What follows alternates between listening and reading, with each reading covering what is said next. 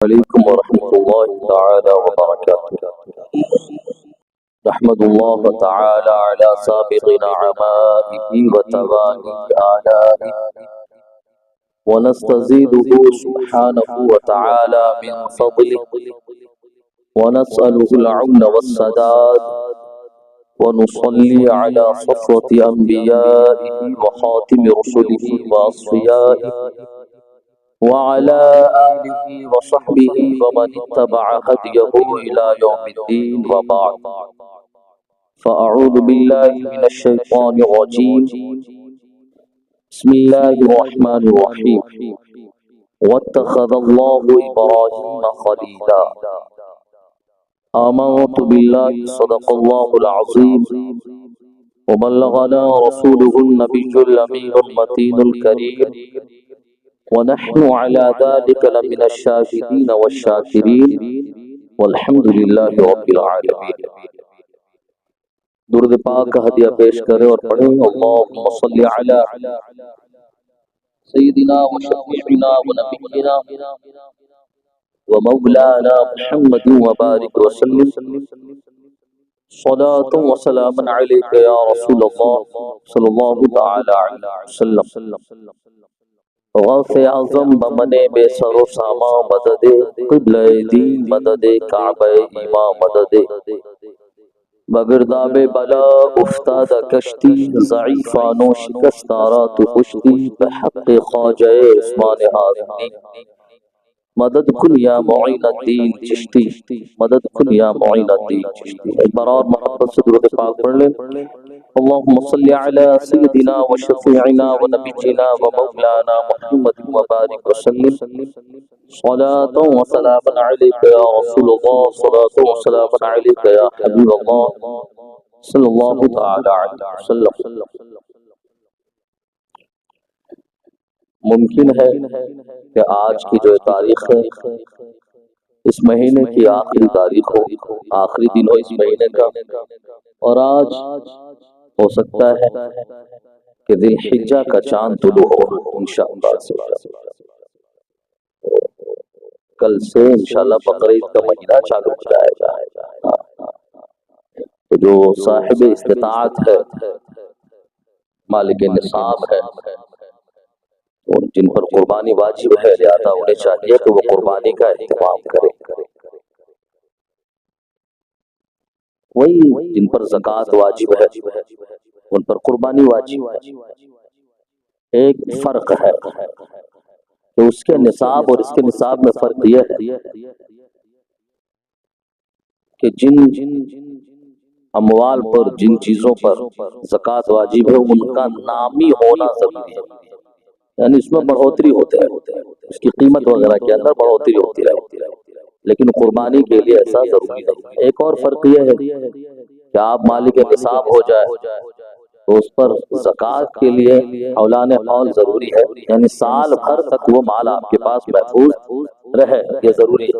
قربانی میں ضروری نہیں ہے. قربانی کی تاریخ میں سے کسی بھی وقت میں اگر آپ مالک نصاب ہو جاتے ہیں تو آپ اس کا انتظار نہ کریں کہ اس پر ایک سال گزرے اس کے بعد قربانی واجب ہوگی. نہیں، جیسے ہی آپ مالک نصاب ہو گئے قربانی کے دنوں میں آپ پر قربانی واجب ہے. یہ بنیادی فرق ہے. ایک بڑا اہم مسئلہ ہے،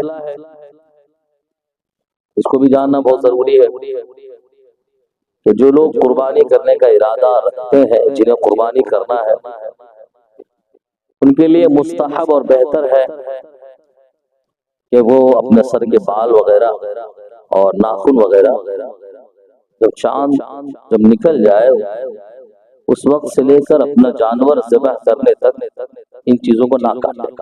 یہ کام مستحب ہے، اچھا ہے. ایسا نہیں کریں گے، بعد میں اگر کریں گے، حدیث پاک میں یہ حکم آیا ہے تو ثواب ملے گا. تو یہ کام، یہ حکم جو ہے یہ استحبابی حکم ہے، مستحب ہے، فرض اور واجب نہیں ہے. کہ اگر کسی نے جس کو قربانی کرنا ہے اس نے اگر 2 تاریخ 3 تاریخ یا 10 تاریخ سے پہلے اگر کس نے ناخن کاٹ لیا، سر کے بال ترشوا لیے تو وہ گنہگار ہوگا. ایسا نہیں کر رہا ہے ایسا تو یہ بہتر ہے، اس پر اسے اجر و ثواب ملے گا انشاءاللہ. یہاں پر ہے کہ ایک بہت اہم مسئلہ عوام نے اس چیز کو بالکل ایسا لگتا ہے واجب و فرض سمجھ لیا ہے، بالکل کاٹنا ہی نہیں ہے کسی صورت میں، جبکہ بعض وہ صورت ہے کہ چاہے آپ کے نام سے قربانی ہو آپ کو بال کاٹنا پڑے گا۔ مثال کے طور پہ جیسے منہ زیر ناف کے تعلق سے ہے، بغل کے بال کے تعلق سے ہے کہ 40 دن سے زیادہ بڑھانا یہ مکروہ ہے، تحریمی ہے۔ ہاں 40 دن سے زیادہ بڑھانا مکروہ ہے، تحریمی ہے، بغل کا بال وغیرہ ہے، منہ زیر ناف ہے۔ اگر 40 دن سے زیادہ اگر کوئی رکھ رہا ہے تو وہ گنہگار ہوگا۔ تو اب ایسا شخص ہے کہ مان لو آج 39 دن اس کے ہو گئے، ہاں کل جا کے 40 دن ہو جائے گا، اسے قربانی بھی کرنا ہے، تو کیا کرے وہ؟ تو اس کے لیے ضروری ہے کہ وہ اپنے بال کو ترشوائے۔ بات سمجھ رہے ہو؟ ہاں کیونکہ نہ کاٹنا قربانی کا ارادہ رکھنے والوں کے لیے مستحب ہے، نہ کاٹنا۔ اور دوسری صورت کہ آپ کا بال اگر 40 دن سے زیادہ بڑھ رہا ہے، 40 دن سے زیادہ دن ہو رہے ہیں تو یہ مکروہ تحریمی ہے۔ تو آپ کو چاہیے کہ ایسے حکم پر عمل کرے کہ جس کو چھوڑنے سے آپ گنہگار ہو جائے، تو اس حکم کو چھوڑنے سے آپ گنہگار ہو جائے۔ اگر وہ حکم جو مستحب ہے اس کو چھوڑنے سے آپ گنہگار نہیں ہو۔ میرے خیال سے مسئلہ ذہن میں بیٹھ گیا ہوگا۔ درود پاک پڑھ، اللہم صلی علی سیدنا و شفیعنا و نبینا و مولانا محمد وبارک وسلم، صلاۃ و سلام علیک یا رسول اللہ صلی اللہ تعالی علیہ وسلم۔ قربانی کے دن جب آتے ہیں تو اللہ رب العزت کے جلیل القدر نبی حضرت ابراہیم علیہ السلام اور حضرت اسماعیل علیہ السلام کی یاد پوری دنیا میں دہرائی جاتی ہے۔ آپ کے ایثار، آپ کی وفاداری، آپ کا خلوص اور اللہ رب العزت کے ساتھ جو آپ کی محبت تھی، ان چیزوں کو یاد کیا جاتا ہے۔ حضرت ابراہیم علیہ السلام کی یاد کو دہرایا جاتا ہے۔ اللہ رب العزت کی بارگاہ میں آپ نے نہ صرف وہ قربانی پیش کی جس کی یاد میں ہر سال ہم اور آپ قربانی کرتے، بلکہ آپ کی پوری زندگی قربانیوں سے عبارت تھی۔ حضرت ابراہیم علیہ السلام کی پوری زندگی قربانیوں سے عبارت تھی۔ بچپن ہی سے لے کر حضرت ابراہیم علیہ السلام نے لوگوں کے سامنے توحید کی دعوت پیش کی ایسے عالم میں، کیونکہ جس دور میں آپ کی ولادت اور پیدائش ہوئی وہ دور بت پرستی کا دور تھا۔ غیر خدا کو لوگ خدا تسلیم کر رہے ہیں، جو اللہ کی مخلوق ہے لوگوں نے انہیں خالق مان رکھا تھا۔ چاند ستاروں کی پرستش کی جاتی تھی۔ نمرود جیسا ظالم و جابر بادشاہ اسی دور کا بادشاہ گزرا ہے، وہ ایسا بادشاہ تھا جو اپنے آپ کو رب منواتا تھا، اپنے دربار میں لوگوں کو بلا کر اپنا سجدہ کرواتا تھا۔ اس تاریک دور میں اللہ رب العزت نے حضرت ابراہیم علیہ السلام کو پیدا فرمایا۔ آپ ایسے زمانے میں دنیا میں تشریف لائے جب اللہ رب العزت کو پہچاننا، خدا وحدہ لا شریک کو پہچاننا بالکل مشکل ہو چکا تھا۔ لوگ اپنے معبود حقیقی کو بھول چکے تھے، اپنے پالنہار کو، اپنے تخلیق کرنے والوں کو بالکل فراموش کر چکے تھے، اور جو غیر خدا ہے انہیں لوگوں نے خدا مان رکھا تھا، انہیں خدا کا درجہ دے رکھا تھا۔ ایسے دور میں آپ آئے تو اس دور میں جو سب سے اہم دعوت تھی، تبلیغ کا جو سب سے بڑا کام تھا وہ کام تھا دعوت توحید دینا، اللہ کی وحدانیت کو لوگوں کے سامنے رکھنا۔ اللہ کے علاوہ جو لوگ غیر خدا جو خدا بن بیٹھے ہیں ان کی باطل معبودیت کا لوگوں سے اقرار کروانا اس دور کا سب سے بڑا چیلنج تھا۔ حضرت ابراہیم علیہ السلام نے سب سے پہلے جو اپنی دعوت تبلیغ کی ابتدا کی وہ اسی سے آپ نے ابتدا کی۔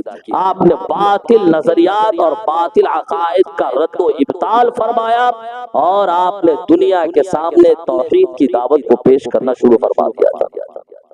ظالم و جابر بادشاہ تھا، بڑا ظالم و جابر بادشاہ تھا، اور اس کی حکومت پوری دنیا پر، اور اس کے بارے میں روایت یہ بھی آئے نا کہ سر پر تاج رکھنے والا سب سے پہلا بادشاہ یہی نمرود ہی تھا۔ سب سے پہلا بادشاہ جس نے اپنے سر پر تاج رکھا تھا یہ نمرود تھا، بڑا ظالم و جابر تھا، پوری دنیا پر اس کی سلطنت قائم۔ اسی کی ضمن میں آئیے ہم تاریخ کے حوالے سے کچھ باتیں آپ کے سامنے رکھ دیں جو قدیم تاریخ سے جڑی ہوئی باتیں ہیں۔ 4 ایسے لوگ گزرے ہیں نا دنیا میں جن کی حکومت پوری دنیا پر قائم تھی، ان میں 2 مومن تھے اور 2 غیر مومن یعنی کافر تھے۔ مومنوں میں ایک سکندر اعظم گزرے جن کا نام اسکندر ہے، ذوالقرنین سے بھی جانے جاتے ہیں۔ یہ حضرت سکندر ذوالقرنین اس طرح سے آپ کا نام لیا جاتا ہے، یہ اللہ کے محبوب اور نیک بندے تھے۔ ہاں روایت میں آیا ہے کہ یہ حضرت خضر علیہ السلام کے خالہ زاد بھائی تھے، حضرت خضر علیہ السلام کے خالہ زاد بھائی تھے۔ انہوں نے پوری دنیا پر حکومت کی، ان کی حکومت پوری دنیا پر تھی اور یہ صاحب ایمان تھے، اللہ کے نیک بندوں میں سے تھے۔ کچھ لوگوں نے اختلاف کیا یہ ولی تھے یا نبی تھے، بہرکیف لیکن حتمی رائے یہ ہے کہ اللہ کے نیک بندوں میں سے تھے، انہوں نے اللہ پر ایمان لایا تھا اور انہوں نے ہی اپنے نام سے منسوب مصر کے اندر ساحل سمندر ایک شہر آباد کیا، اسکندریہ، جو آج بھی موجود ہے۔ وہ شہر آج بھی موجود ہے، بڑا خوبصورت شہر ہے، سیاحتی شہر ہے، تعلیمی شہر ہے، بڑی بڑی علمی شخصیتیں وہاں موجود ہے، کچھ زیر زمین ہے، کچھ زمین کے اوپر آج بھی موجود ہے، تو علمی شہر بھی ہے اسکندریہ۔ اور دنیا کی سب سے بڑی لائبریری جو ہے اسکندریہ لائبریری، وہ بھی وہی موجود ہے۔ تو یہ اسکندریہ شہر، اس کا بانی وہ حضرت سکندر اعظم حضرت سکندر ذوالقرنین تھے۔ انہوں نے پوری دنیا پر حکمرانی کی، جو حضرت خضر علیہ السلام کے خالہ زاد بھائی تھے، یہ دونوں کے دونوں نکلے تھے۔ آج تھوڑا تاریخ کی طرف چلتے ہیں، قرآن نے اس کو بیان کیا ہے، سورہ کہف کی آخری آیتوں میں اللہ رب العزت نے اس کا تذکرہ فرمایا ہے۔ یہ دونوں بھائی پوری دنیا کی سیر و سیاحت کے لیے نکلے تھے، ایک مقصد کے تحت نکلے تھے۔ کس مقصد کے تحت نکلے تھے؟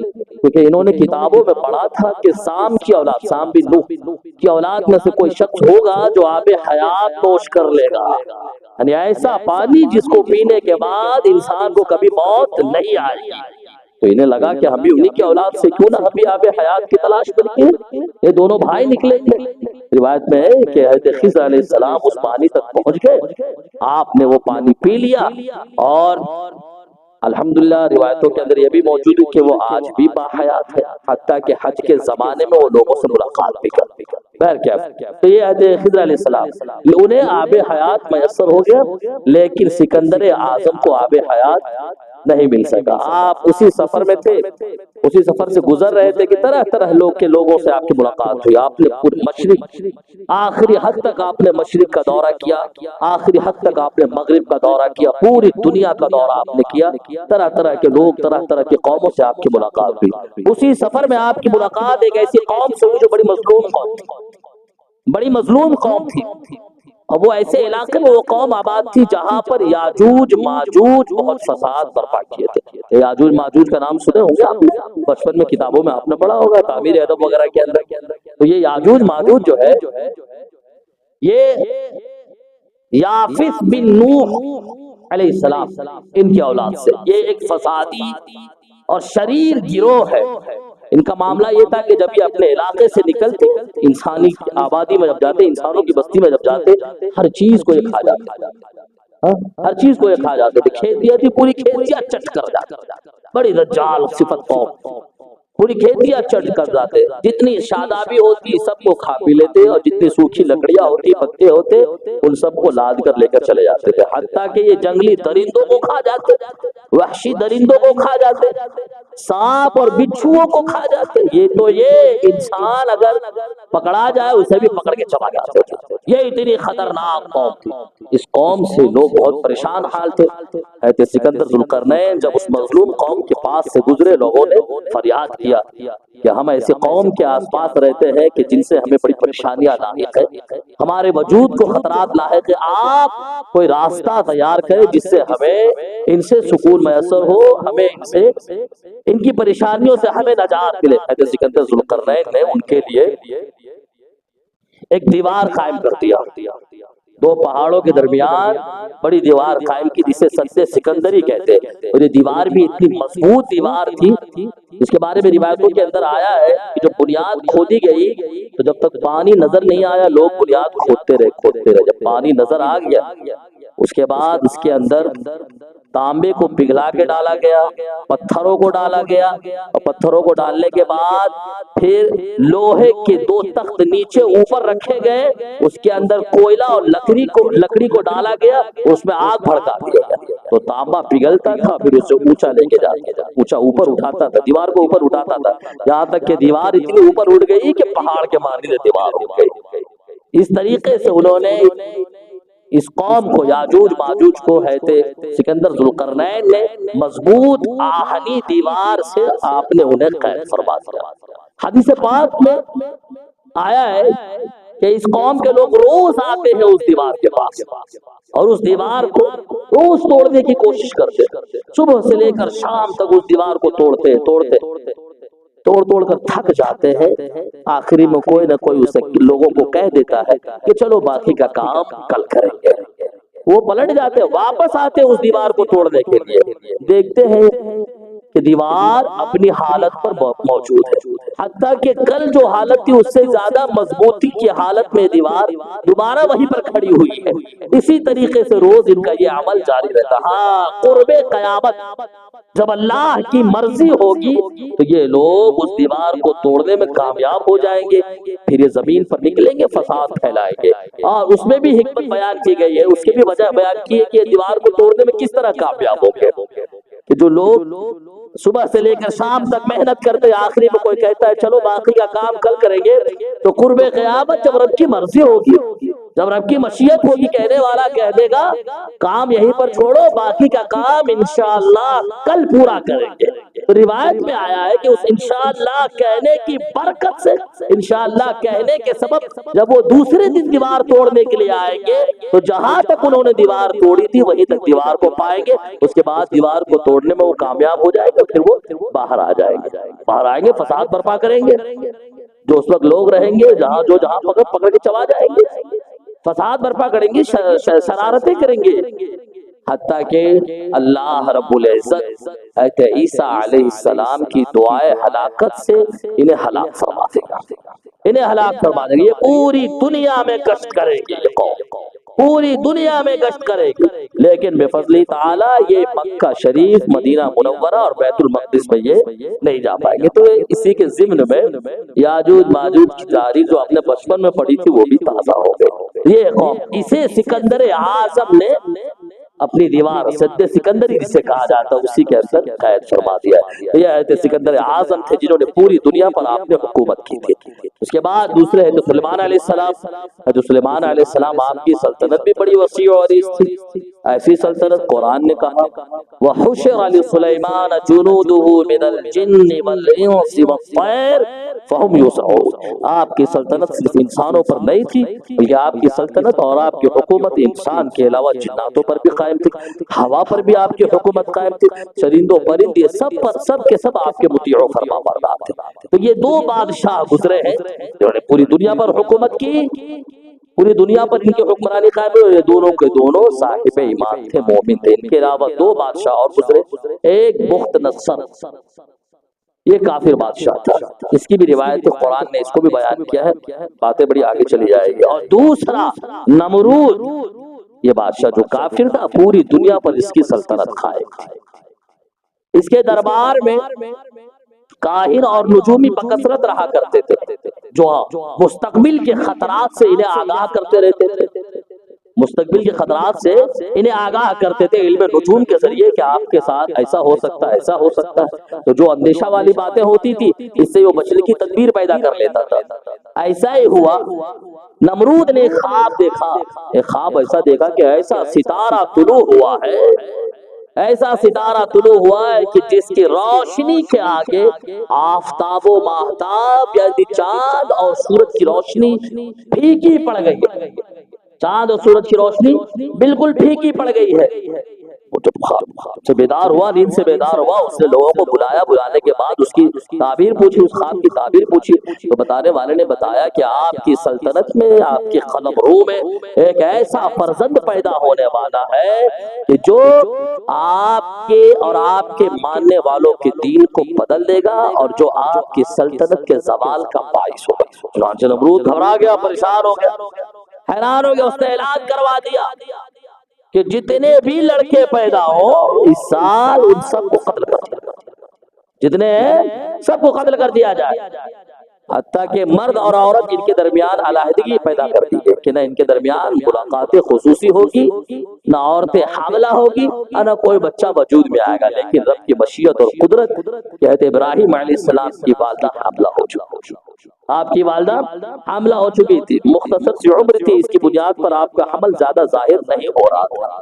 جب ولادت کا وقت قریب آیا تو آپ کی والدہ نے اسی نمرود کے خوف اور ڈر سے اپنے علاقے کو چھوڑ کر دور کہیں دوسری آبادی میں جا کر حضرت ابراہیم علیہ السلام کی ولادت ہوئی۔ آپ نے وہی حضرت ابراہیم علیہ السلام کو رکھا، روز وہاں جاتی، دودھ پلا کر تشریف لے آتی۔ اللہ رب العزت نے حضرت ابراہیم علیہ السلام کو نمرود سے اس طرح محفوظ فرمایا کہ رب نے خصوصی پرورش، خصوصی تربیت کا انتظام فرما دیا کہ اور بچے جتنا ایک سال میں بڑھتے ہیں ابراہیم علیہ السلام ایک ہی مہینے میں بڑھتے چلے گئے۔ اس طریقے سے اللہ رب العزت نے آپ کی حفاظت فرمائی۔ اچھا، آپ کے علاوہ اور بھی بہت سے اللہ کے ایسے بندے اور بندیاں جن کی اللہ رب العزت نے پرورش اور تربیت کا خصوصی اہتمام فرمایا تھا۔ حضرت موسیٰ علیہ السلام، حضرت موسیٰ علیہ السلام کی پرورش اور ان کی تربیت کا اللہ نے کیسا انتظام فرمایا کہ جو ظالم و جابر بادشاہ آپ کے جان کا دشمن تھا، اللہ نے اسی کی گود میں آپ کی تربیت اور پرورش فرما دی۔ تو یہ اللہ رب العزت جسے اپنے امان اور اپنے حفاظت میں رکھے، پوری دنیا مل کر بھی اسے نقصان نہیں پہنچا سکتا۔ اسی طرح حضرت مریم رضی اللہ تعالی عنہ، حضرت مریم رضی اللہ تعالیٰ عنہ جب آپ کی ولادت ہوتی ہے تو نظر کے مطابق آپ کی والدہ آپ کو لے کر بیت المقدس میں جاتی ہے اور مسجد کے اندر محراب کے پاس رکھ دیتی ہے۔ اللہ رب العزت آپ کی پرورش اور تربیت کا ایسا اہتمام فرماتا ہے کہ بغیر کسی موسم کے، بغیر کسی ظاہری سبب کے انواع و اقسام کی طرح طرح کی نعمتیں وہاں روز موجود رہتی ہے۔ حضرت زکریا علیہ السلام پہنچتے دیکھتے بھائی یہ سیب ہے، سیب کا تو زمانہ نہیں ہے، کیلے موجود ہے، انار موجود ہے، سنترے موجود ہے، ابھی ان چیزوں کا دور نہیں ہے، یہ سب چیزیں کہاں سے آئی؟ اور نہ کوئی یہاں آتا ہے نہ جاتا ہے، یہ چیزیں آ کہاں سے رہی ہے؟ انہوں نے فرمایا ذرا تعجب، یا مریم انا لک ھذا، اے مریم یہ چیزیں کہاں سے آ رہی ہے؟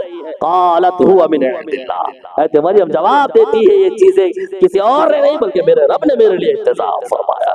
تو اللہ رب العزت جسے اپنے امان اور حفظ میں لے لیتا ہے، اللہ رب العزت اسے کسی بھی طرح، اس تک کسی بھی طرح کے مشکلات اور مصائب کو پہنچنے نہیں دیتا ہے۔ ابراہیم علیہ السلام کی پرورش ہوتی گئی، آپ بڑھتے گئے، روایت میں آیا ہے کہ 13 یا 17 سال کی جب آپ کی عمر ہوئی، آپ نے اقامت حجت شروع فرما دیا۔ اپنی والدہ سے سب سے پہلے آپ نے پوچھا، کیا پوچھا اپنی والدہ سے؟ اپنی والدہ سے آپ نے پوچھا، اے میری والدہ یہ بتاؤ میرا رب کون ہے؟ کیونکہ یہ وہ دور تھا جب رب کی پہچان مجہول ہو چکی تھی، لوگ رب کو بھول چکے تھے۔ سب سے پہلے آپ نے اپنی والدہ سے پوچھا بتاؤ میرا رب کون ہے، میرا پالن ہار، میرا پالنے والا کون ہے؟ آپ کی والدہ نے کہا کون ہے؟ میں ہوں تمہارا رب، میں ہی تو تمہارا رب ہوں، میں تمہارے پالن ہار۔ اچھا، حضرت ابراہیم علیہ السلام نے پھر فرمایا اچھا تمہارا رب کون ہے؟ میرا رب تم ہو تو تمہارا رب کون ہے؟ آپ کی والدہ نے کہا میرا رب تمہارا رب میں ہوں اور میرا رب تمہارے والد صاحب۔ اچھا، پھر حضرت ابراہیم علیہ السلام نے فرمایا اچھا تو پھر میرے والد کا رب کون ہے؟ تو اس پر آپ کی والدہ بالکل حیران و پریشان ہو گئی، متعجب ہو گئی، اور آپ کی والدہ نے کہا خاموش ہو جاؤ۔ پھر اپنے شوہر کے پاس جاتی ہے اور اپنے شوہر سے عرض کرتی ہے اے میرے سرتاج، ہو نہ ہو جس بچے کے بارے میں یہ مشہور ہے کہ وہ اہل زمین کے دین کو بدل دے گا، نمرود کی سلطنت کے زوال کا باعث ہوگا، وہ کوئی اور نہیں بلکہ وہ ہمارا اور آپ ہی کا صاحبزادہ، ہمارا اور آپ ہی کا صاحبزادہ تو حضرت ابراہیم علیہ السلام ہے، جنہوں نے بچپن ہی سے توحید کی دعوت کو عام فرما دیا، توحید کی دعوت کو عام فرما دیا، اور اس کے لیے آپ نے باہر کی دنیا کا انتخاب نہیں کیا بلکہ سب سے پہلے تبلیغ کے لیے اپنے گھر کا انتخاب، سب سے پہلے تبلیغ کے لیے اپنے گھر کا آپ نے انتخاب کیا، گھر ہی سے آپ نے توحید کی دعوت کا آغاز فرما دیا۔ اس کے بعد ہے روایت میں کہ آپ ایک دن جس غار کے اندر تھے اس کے جھروکے سے آپ نے شان کے وقت دیکھا، قرآن نے اس واقعہ کو بہت خوبصورتی کے ساتھ بیان کیا ہے۔ جھروکے سے آپ نے دیکھا کہ ستارہ طلوع ہوا، ستارہ طلوع ہوا۔ ستارے جب طلوع ہوئے تو چونکہ یہ وہ دور تھا کہ جو اس دور میں لوگ ستاروں کی عبادت کیا کرتے تھے، تو ستارہ طلوع ہوا، قرآن نے بیان کیا فلما جن علیہ اللیل رآ کوکبا، کہ جب رات کی تاریکی چھائی انہوں نے ستارے کو دیکھا، قال ھذا ربی، انہوں نے کہا کیا یہ میرا رب ہے، یہ میرا رب ہے۔ فلما افل قال لا احب الافلین، تب آپ نے جب وہ ستارہ غائب ہو گیا، ڈوب ہو گیا، تب آپ نے کہا کہ جو ڈوب جائے میں اسے پسند نہیں کرتا، جو ڈوب جائے میں اسے پسند نہیں کرتا۔ گویا آپ نے رد و ابطال فرمایا کہ معبود حقیقی، رب حقیقی وہ ہے جس کے لیے زوال نہیں ہوتا ہے، اور لوگ اس ستارہ، یہ ستارہ جسے اپنا معبود حقیقی مان رہے، اس کی حالت تو یہ ہے کہ وہ نکلتا ہے پھر ڈوب جاتا ہے، نکلنے کے بعد پھر غائب ہو جاتا ہے، اور جو نکلنے کے بعد غائب ہو جائے میں اسے اپنا معبود اور اسے اپنا رب نہیں مانتا۔ فلما رأى القمر بازغا قال هذا ربی، کہ جب آپ نے چاند کو چمکتا ہوا دیکھا آپ نے کہا کیا یہ میرا رب ہے، کیونکہ اس دور میں لوگ چاند کی بھی عبادت کرتے تھے، آپ نے کہا یہ میرا رب ہے۔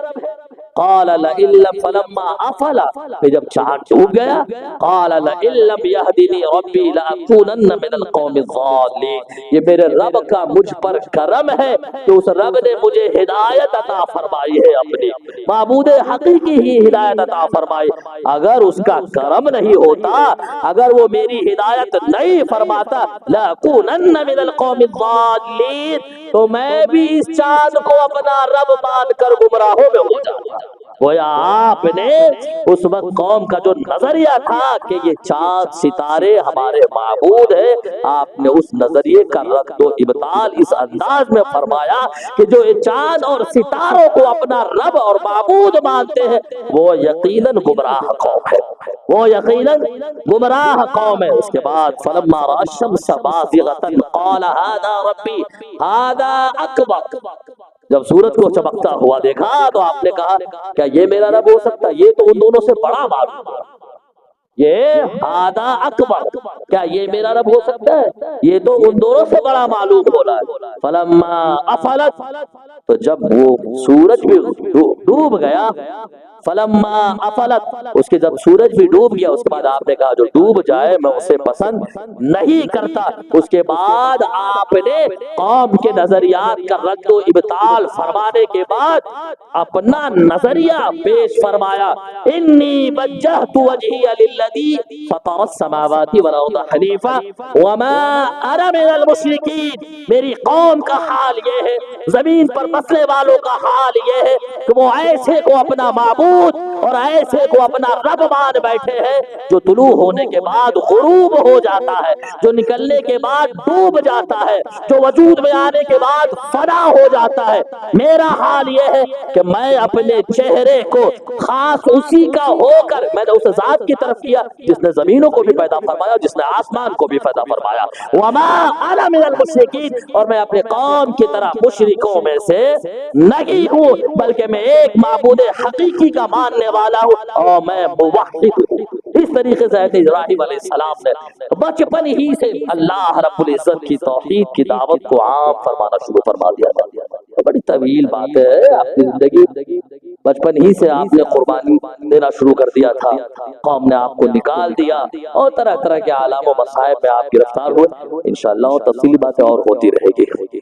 اللہ رب العزت کی بارگاہ میں دعا ہے کہ مولا عز و جل ہم سبوں کو عقائد حقہ پر کام فرمائے۔ اللہ رب العزت کی بارگاہ میں دعا ہے مولا عز و جل ہم سبوں کو دارین کی سعادتوں سے مالا مال فرمائے۔ السلام علیکم ورحمۃ اللہ تعالی وبرکاتہ۔